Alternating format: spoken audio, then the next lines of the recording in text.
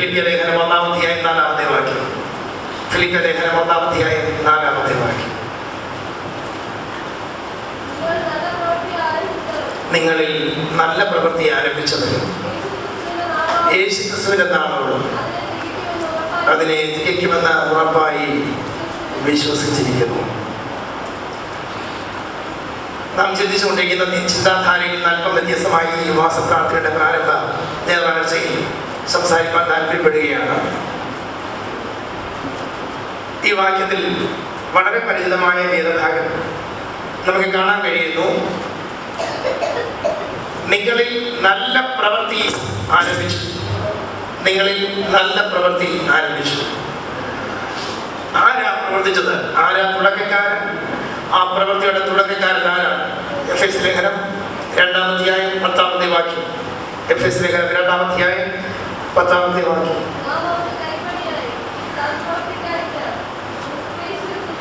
കർത്താവാണ് സൃഷ്ടിച്ചിരിക്കുന്നത്, കർത്താവാണ് ആ പണി ആരംഭിച്ചിരിക്കുന്നത്. ഫിലിപ്പിയ ലേഖനത്തിൽ 2:13 നമ്മൾ വായിക്കുന്നു, തുടങ്ങിയത് ദൈവമാണ്, പണി ആരംഭിച്ചത് ദൈവമാണ്.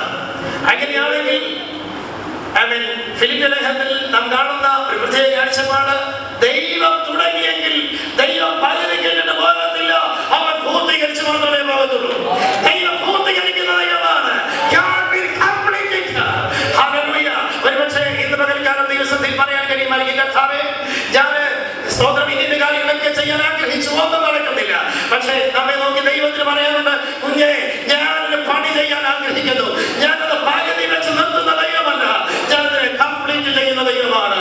സ്തോത്രം. എന്ത് ആത്മീയ ശുശ്രൂഷകളാകട്ടെ, എന്ത് ആത്മീയമായ ദൗത്യങ്ങളാകട്ടെ, ദൈവത്തിനെ ആശ്രയിച്ച് ആരംഭിച്ചാൽ കർത്താവ് പറയാനുള്ളത്, ഞാനിനെ കംപ്ലീറ്റ് ചെയ്യുന്ന ദൈവമാണ്. കംപ്ലീറ്റ് ചെയ്യുന്ന ദൈവത്തെ കർത്താവ് കൈമുയർത്തി സ്തുതിച്ചാട്ടെ. Hallelujah, hallelujah. ഒരുപക്ഷെ നമുക്ക് റിസോഴ്സ് ഇല്ലായിരിക്കാം, ഒരുപക്ഷെ നമുക്ക് കഴിവില്ലായിരിക്കാം, നമ്മുടെ പണം നോക്കിയല്ല, നമ്മുടെ കാര്യശേഷി നോക്കിയല്ല ദൈവം പ്രവർത്തിക്കുന്നത്. അവൻ നമ്മോട് പറയുന്നു, ഞാൻ കംപ്ലീറ്റ് ചെയ്യുന്ന ദൈവമാണ്, ഞാൻ കംപ്ലീറ്റ് ചെയ്യുന്ന ദൈവമാണ്. അങ്ങനെയാണെങ്കിൽ ഒന്നാമതായി ദൈവത്തിന്റെ പ്രവൃത്തികൾ എന്ന വിഷയം നമുക്ക് ചിന്തിക്കാം. ദൈവത്തിന്റെ പ്രവൃത്തികൾ നോക്കിയാൽ, ദൈവത്തിന്റെ പ്രവൃത്തികൾ നോക്കിയാൽ, ബാക്കിലിരിക്കുന്ന പ്രിയപ്പെട്ടവർക്ക് ശബ്ദം ക്ലിയർ ആവുന്നുണ്ടോ? ദൈവം നമ്മെ സഹായിക്കും. Praise the Lord, hallelujah. ചില സമയത്ത് ശബ്ദം കൂടുകയോ അല്ലെങ്കിൽ സ്പീഡിലാക്കി പോവുകയോ ചെയ്യുന്നതുകൊണ്ട് ക്ഷമിക്കണം. സ്തോത്രം. നോക്കിയാണ് നോക്കാം. സങ്കീർത്തന പുസ്തകത്തിലേക്ക് കടന്നു വരാം. 46-ാം സങ്കീർത്തനം, അതിലെ 8-9 വാക്യങ്ങൾ. 46-ാം സങ്കീർത്തനം 8-9 വാക്യം.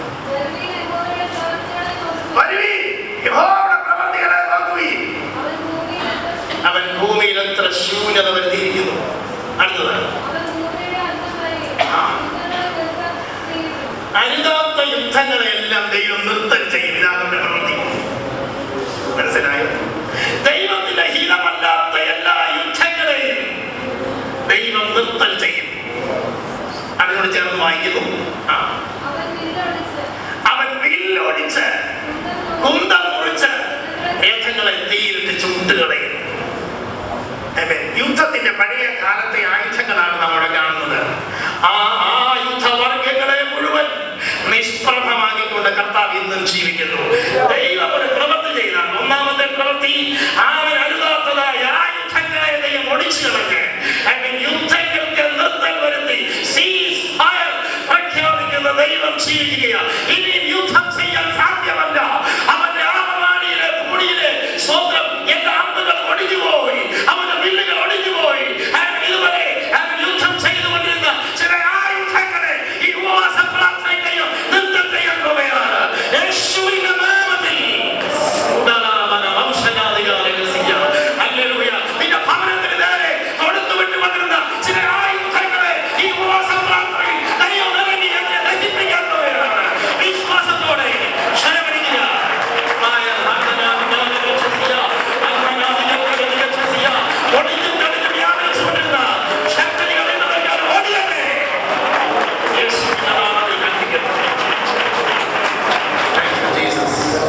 രണ്ടാമത്തെ ദൈവത്തിന്റെ പ്രവൃത്തി യിരെമ്യാ പ്രവചനത്തിലേക്ക് കടന്നു വരാം. യിരെമ്യാ പ്രവചനം 18-ാം അധ്യായം 1 തുടങ്ങിയുള്ള വാക്യങ്ങളാണ് അവിടെ കാണുവാൻ കഴിയുന്നത്. യിരെമ്യാ പ്രവചനം 18-ാം അധ്യായം 1 മുതലുള്ള വാക്യം.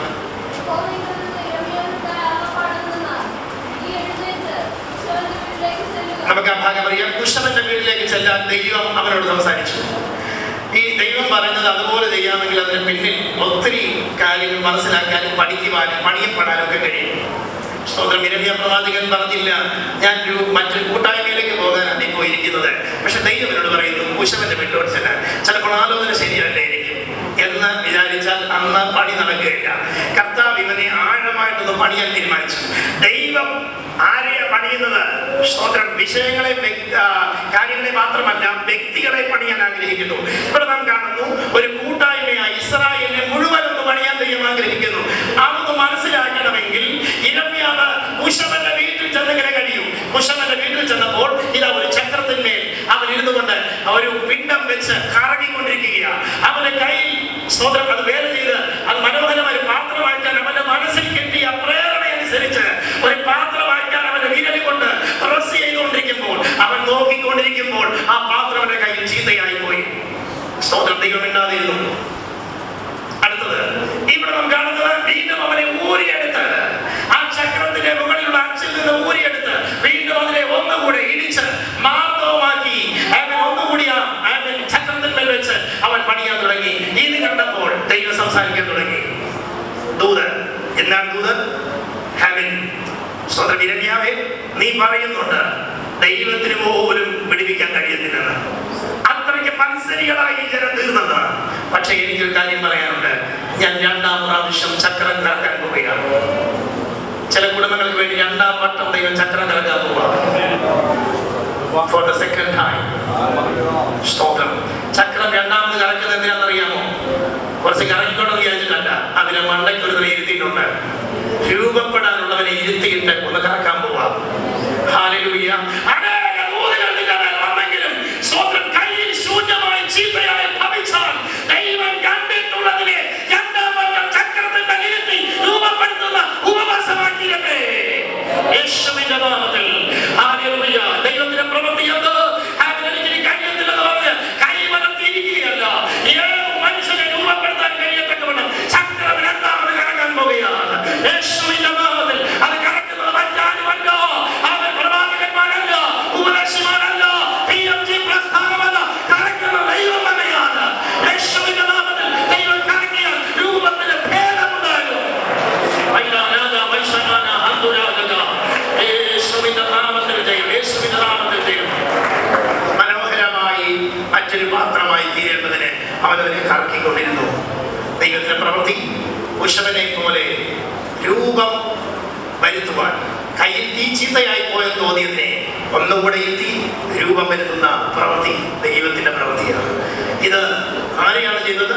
ഇസ്രായേൽ എന്ന് പറയുന്ന സകല ഗോത്രങ്ങളെ ഒരുമിച്ച് വെച്ചുകൊണ്ട് ദൈവം ചെയ്തു. അങ്ങനെയാണെങ്കിൽ സഭയായും വ്യക്തിയായിട്ടും നമ്മെ പണിയാൻ ദൈവത്തിന് ആഗ്രഹമുണ്ട്. 3ാമത് യോഹന്നാൻ 8ാം അധ്യായം 29ാമത്തെ വാക്യം. യോഹന്നാൻ 8ാം അധ്യായം 29ാമത്തെ വാക്യം.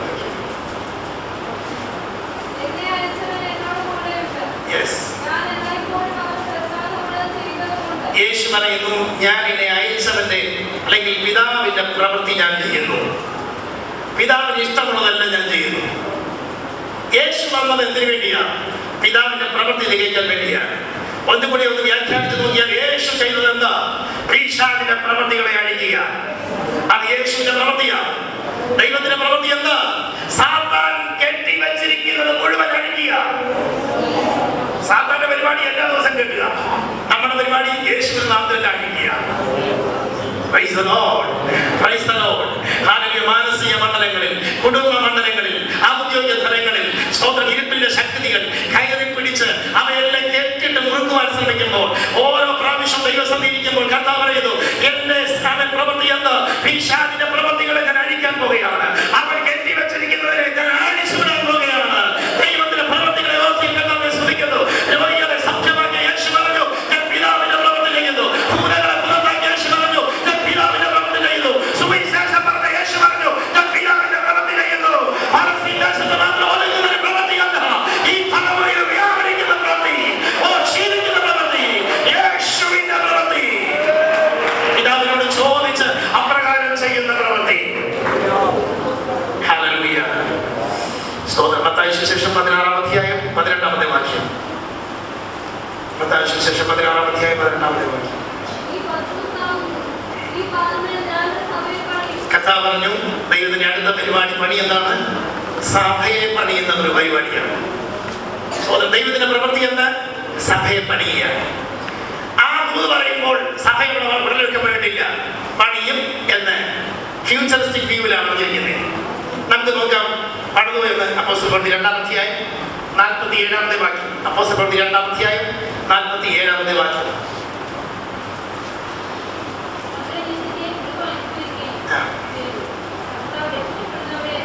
കർത്താവ് രക്ഷിക്കപ്പെടുന്നവരെ ദിനംപ്രതി സഭയോട് ചേർന്നുകൊണ്ട് സഭ പണിയപ്പെടുവാൻ തുടങ്ങി.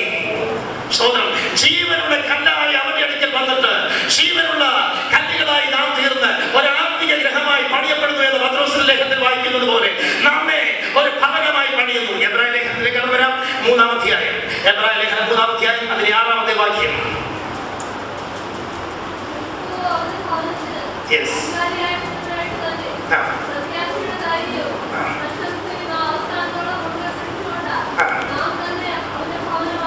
സ്തോത്രം. നാം തന്നെ അവന്റെ ഭവനമാകുന്നു. എന്താ ദൈവം ചെയ്തുകൊണ്ടിരിക്കുന്നത്? ഇപ്പോൾ ദൈവത്തിന്റെ പരിപാടി ഭവനം പണിയലാണ്, വീട് പണിയലാണ്. ദൈവം എന്ത് ചെയ്യുന്നു? ദൈവം വീടുകൾ പണിയുന്നു. 1 കൊരിന്ത്യർ 3-ാം അധ്യായം 16-ാമത്തെ വാക്യം. ദൈവത്തിന്റെ വീട് ഏതാ? സ്തോത്രം. നിങ്ങൾ ദൈവത്തിന്റെ മന്ദിരം, ടെമ്പിൾ എന്ന ഇംഗ്ലീഷിൽ പറഞ്ഞിരിക്കുന്ന മന്ദിരം എന്ന മലയാളത്തിൽ ഭാഷാന്തരങ്ങളിൽ കാണുവാൻ കഴിയുന്നത് ദൈവത്തെ സ്തുതിക്കുന്ന ഒരാലയം എന്നാണ്. സ്തോത്രം. അതൊരു വീടാണ്. പക്ഷേ ദൈവത്തെ സ്തുതിക്കുന്നത് കൊണ്ട് വീടിന്റെ പേര് മാറിപ്പോയി ആലയം എന്ന പേരിട്ടിരിക്കുകയാണ്. ക്ഷണിക്കുന്ന ഒരു ടെമ്പിളായി ദൈവം ചിലതിനെ പണിതുകൊണ്ടിരിക്കുന്നു. ദൈവത്തിന് കൊള്ളത്തിൽ എന്ന് പറഞ്ഞിരിക്കുന്നവർ, ആരാധിക്കാൻ കഴിയത്തിൽ എന്ന് പറഞ്ഞവർ, കഠിന മരത്തെ പോലെ ഒന്നിനും കൊള്ളത്തിൽ എന്ന് പറഞ്ഞവർ, സ്തോത്രം, ഇപ്പോൾ എന്ത് ചെയ്യുന്നു? ദൈവം അവരെ പണിത് ദൈവത്തിന്റെ തേജസ്സ് വസിക്കുന്ന ദൈവത്തിന്റെ മന്ദിരങ്ങളായി തീരുന്നു. ദൈവത്തിന്റെ പണി എന്താ? ദൈവം ആലയങ്ങൾ പണിയുന്ന ദൈവമാണ്. ആലയം ഏതാണ്? സ്തോത്രം. കല്ലും കട്ടയും കൊണ്ട് പണിയുന്ന ആലയമല്ല, ജീവനുള്ള മനുഷ്യരുടെ ഉള്ളിൽ തേജസ്സ് വസിപ്പിച്ചുകൊണ്ട് അവൻ പണിയുന്നു. ഇന്നും ദൈവം നടന്നുകൊണ്ടിരിക്കുകയാണ്. ഈ ദൈവമക്കൾ ഒരുമിച്ച് ചേർന്ന് ദൈവത്തെ സ്തുതിക്കുമ്പോഴാണ് അവിടെ ദൈവം അവരുടെ മധ്യത്തിൽ വസിക്കുന്നത്. ഞാൻ കർത്താവിനെ സ്തുതിക്കുന്നു. റോമാലേഖനം 8-ാം അധ്യായം 29-30 വാക്യങ്ങൾ ദൈവം എന്ത് ചെയ്യുന്നു? ദൈവത്തിന്റെ പണി എന്താണെന്ന് നമുക്ക് നോക്കാം. റോമാലേഖനം 8-ാം അധ്യായം 29-30 വാക്യങ്ങൾ. അവൻ മുന്നറിഞ്ഞവരെ ആദ്യജാതനാകേണ്ടതിനെ മുൻ നിയമിക്കുന്നു. അടുത്തത്, ദൈവം ചിലരെ മുൻ നിയമിച്ചു വെച്ചിട്ടുണ്ട്, ചിലരെ പ്രത്യേകം നിയമിച്ചു വെച്ചിട്ടുണ്ട്. ചിലരെ മുന്നിൽ നിയമിച്ചു വെച്ചിരിക്കുക എന്ന് പറഞ്ഞാൽ അവർ മാത്രമേ നിത്യതയിൽ പ്രവേശിക്കത്തുള്ളൂ എന്ന് കർത്താവിന് അറിയാവുന്നത് കൊണ്ട് അവരെ പേര് ചൊല്ലി വിളിച്ചു. അടുത്തത്, വിളിച്ചവരെ നീതീകരിച്ചു, നീതീകരിച്ചവരെ തേജസ്കരിച്ചു വിളിക്കുന്നു. സ്തോത്രം. ദൈവം എന്ത് ചെയ്യുന്നു? ദൈവം ഒരു കൂട്ടം ആൾക്കാരെ വിളിക്കുന്നു. ആരെയാ വിളിക്കുന്നത്? എല്ലാവരെ വിളിക്കുന്നുണ്ടെങ്കിലും വിളി കേൾക്കുന്നവരോട് പറയുകയാണ്, അവരെയാണ് ഞാൻ വിളിച്ചത്. സ്തോത്രം. വിളി കേൾക്കാത്തവരെ വിളിച്ചു എന്ന് പറയാൻ ദൈവത്തിന് നാണമുണ്ട്, ലജ്ജയുണ്ട്. വിളി കേൾക്കുന്നവരെ കുറിച്ച് പറയുന്നു, ഞാൻ അവരെ വിളിച്ചതാ. Praise the Lord, praise the Lord, praise the Lord. Hallelujah. ഇന്ന് പകൽക്കാലം ദൈവസന്നിധിയിൽ ആരാധിക്കുന്ന പ്രിയപ്പെട്ടവരെ, കാലാകാലങ്ങൾ ദൈവം നമ്മളെ വിളിച്ചത് കൊണ്ടാണ് ദൈവത്തെ ആരാധിക്കാൻ കഴിയുന്നത്. സ്തോത്രം. വിളിച്ചു. ആ വിളിക്കപ്പെട്ടവർ, വിളിക്കേണ്ടവരെ എന്ത് ചെയ്തു? നീതീകരിച്ചു. ജസ്റ്റിഫൈഡ്. അവരെ നീതീകരിച്ചു എന്ന് പറഞ്ഞാൽ അവരുടെ മേൽ ഒരു വലിയ കുറ്റസംഗതി കിടപ്പുണ്ടായിരുന്നു. എന്ന് അവരുടെ പ്രാണനെ കൊല ചെയ്തതിന്റെ കൊലപാതക കുറ്റം അവരുടെ വരെ കിടക്കുകയായിരുന്നു. സാത്താൻ വെല്ലുവിളിച്ചുകൊണ്ടിരുന്നു, ഇവന്റെ ആത്മാവ് എവിടെയാ? ഞാൻ പ്രാണനെ കൊണ്ടുപോകും. എന്നാൽ സ്വർഗത്തിൽ നിന്ന് ഒരു വലിയ ഡിഗ്രി പുറപ്പെട്ടു, ഒരു തീരുമാനമുണ്ടായി. എന്താണ് അത് പറഞ്ഞത്? ആ കോടതി തീരുമാനിച്ചു, അവന്റെ പുത്രനായ യേശുവിന്റെ രക്തം സകല പാപവും നോക്കി നമ്മെ ശുദ്ധീകരിച്ചിരിക്കുന്നു. ശുദ്ധീകരണം പ്രാപിച്ച പ്രിയപ്പെട്ടവരെ കുറിച്ച് കർത്താവ് പറഞ്ഞു, ഞാൻ അവരെ നീതീകരിച്ചിരിക്കുക. അവന്റെ പേരിൽ കുറ്റസംഗതിയില്ല, സാത്താനെ അവനെ തൊടാൻ പാടില്ല. സ്തോത്രം, സ്തോത്രം, സ്തോത്രം, സ്തോത്രം. നമ്മുടെ നിലവാരം നമുക്കറിയാമോ? നാം നീതീകരിക്കപ്പെട്ടവരാണെന്ന് മനസ്സിലായിട്ടുണ്ടോ? അതോ ഇപ്പോഴും കുറ്റബോധത്തിന്റെ കീഴിലാണോ ആയിരിക്കുന്നത്? സ്തോത്രം. പരിശുദ്ധാത്മാവ് കുറ്റം പറയും, പരിശുദ്ധാത്മ ഉള്ളതേ പറയത്തുള്ളൂ, ഇല്ല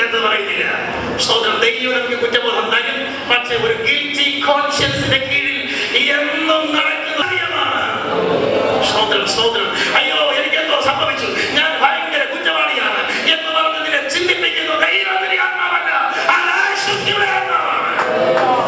ഹല്ലേലൂയ. സ്തോത്രം. പാപത്തെക്കുറിച്ച് കുറ്റം തോന്നിയാൽ, ബോധം തോന്നിയാൽ ഏറ്റു പറഞ്ഞ് മടങ്ങി വരാം. ഇതാ ഒരു വാതിൽ, ഒരു കൗണ്ടർ തുറക്കപ്പെട്ടിരിക്കുന്നു. അത് പുറപ്പെടുന്നത് യേശുവിന്റെ രക്തമത്രേ.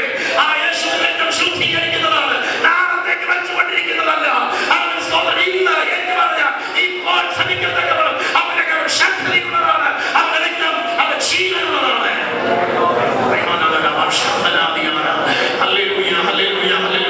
അയ്യോ ഞാൻ ശരിയാകത്തില്ല, ഞാൻ ശരിയാകത്തില്ല, എനിക്ക് ഒന്നും ശരിയായിട്ട് ചെയ്യാൻ കഴിയില്ല എന്ന് പറഞ്ഞൊരു കുറ്റബോധത്തിന്റെ കീഴിൽ ഞാൻ അയ്യോ എന്തൊക്കെയോ ചെയ്തു പോയല്ലോ, ഇനി ശരിയാകുന്നില്ലല്ലോ എന്ന് പറഞ്ഞ് നിന്നെ വേവലാതിപ്പെടുത്തുന്ന ആത്മാവിന്റെ ശക്തികളെ ഇന്ന് മുതൽ ഞങ്ങൾ ബ്രേക്ക് ചെയ്യുക യേശുവിന്റെ നാമത്തിൽ. ദൈവസമയം ഭയപ്പെടുന്ന ആത്മാക്കളെ ഞങ്ങൾ ഇപ്പോൾ ബ്രേക്ക് ചെയ്യുന്നു. അവരുടെ ആത്മാക്കളെ തുറക്കപ്പെടട്ടെ.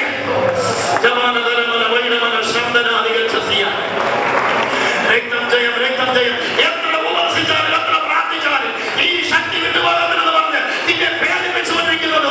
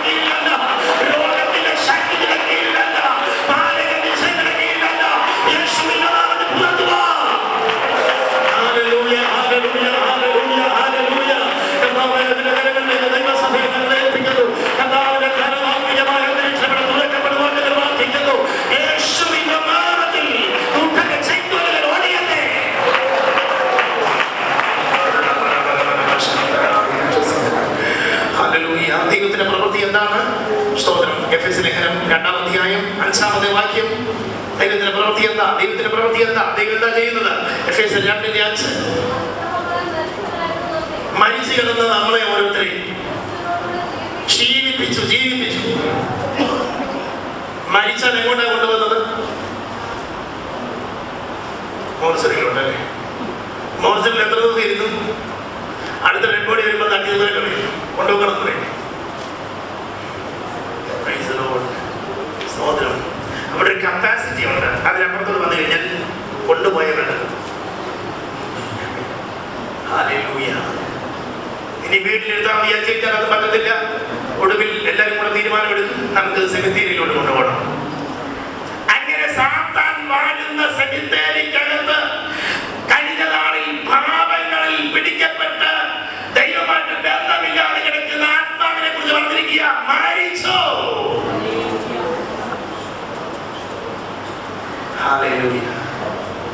ഒരു ഡെഡ് ബോഡി കിടക്കുന്നത് പോലെ മരിച്ചു കിടക്കുന്നു. എന്നാൽ എന്താ സംഭവിച്ചത്? 2000 ചില്ലുവാനം വർഷങ്ങൾക്ക് മുമ്പ് കാൽവരി ക്രൂശിൽ യേശു ക്രിസ്തു മരിച്ചതോടുകൂടി മരണത്തിന്റെയും പാതാളത്തിന്റെയും ഭാഷങ്ങളെ അവൻ അടിച്ചു. അവൻ മരണത്തിന്റെയും പാതാളത്തിന്റെയും താക്കോൽ അവന്റെ കൈവശമുണ്ട്.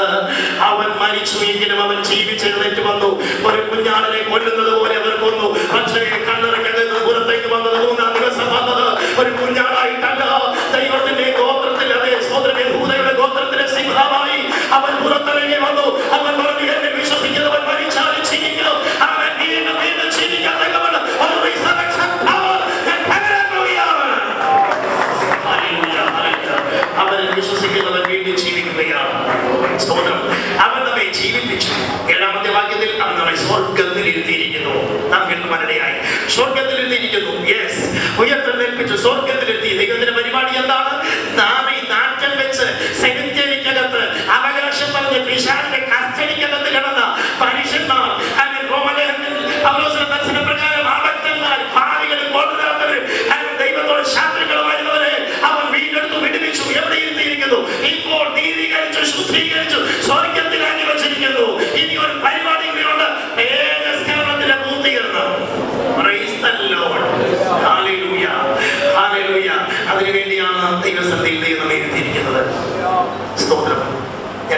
നിർത്തുവാൻ ആഗ്രഹിക്കുന്നു. 127 സംഘത്തിൽ 1-ാമത് വാക്യത്തിൽ നാം ഇങ്ങനെ വായിക്കുന്നു, യഹോവ വീട് പണിയാതിരുന്നാൽ പണിയുന്നവർ വൃഥാ അധ്വാനിക്കും. ഏത് വീടായത്? യഹോവ വീട് പണിയുമെങ്കിൽ പിന്നെ എഞ്ചിനീയർ എന്തിനാ? പിന്നെ മേസൺ എന്തിനാ? ആശാരി മേസരി ഒന്നും വേണ്ടല്ലോ. ദൈവം വീട് പണിയുമെങ്കിൽ ആ വീടിന്റെ കാര്യമല്ല പറഞ്ഞിരിക്കുന്നത്. ദൈവം പണിയുന്നത് മനുഷ്യനെയാണ്, കൂട്ടായ്മകളെയാണ്, കുടുംബങ്ങളെയാണ്. അപ്പോൾ തന്നെ ദൈവത്തിന് സമർപ്പിച്ചതിനെയൊക്കെ ദൈവം അനുഗ്രഹിക്കും. അങ്ങനെ അവൻ പണിയും. ഒരു കാര്യം ഞാൻ പറയട്ടെ, ദൈവം പണിയാൻ വേണ്ടി വരുമ്പോൾ ദൈവത്തെ സമ്മതിക്കേണ്ട ഒരു ഉത്തരവാദിത്വം നമുക്കുണ്ട്. ഇല്ലെങ്കിൽ അവൻ പണി അനുവദിക്കുകയില്ല. സ്തോത്രം. ഫിലിപ്പിയ ലേഖനം 1-ാം അധ്യായത്തിന്റെ 4-ാമത്തെ വാക്യമാണ് നാം ചിന്തിച്ചത്. അതിലേക്ക് കടന്നു വരാം.